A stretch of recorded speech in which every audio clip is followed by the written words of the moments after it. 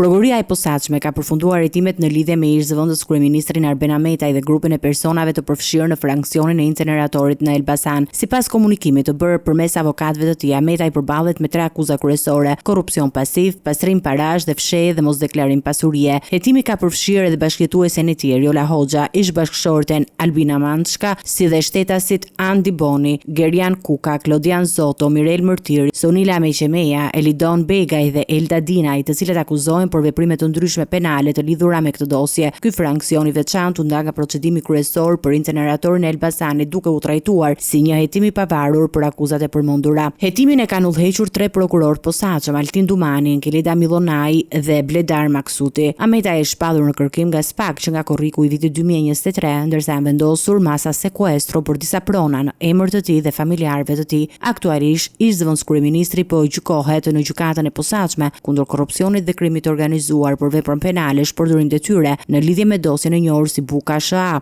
Ky proces shërben si një shtresë e veçantë në hetimet për inceneratorët, duke fokusuar vëmendjen mbi menaxhimin e fondeve dhe përgjegjësinë e personave të lartpërmendur.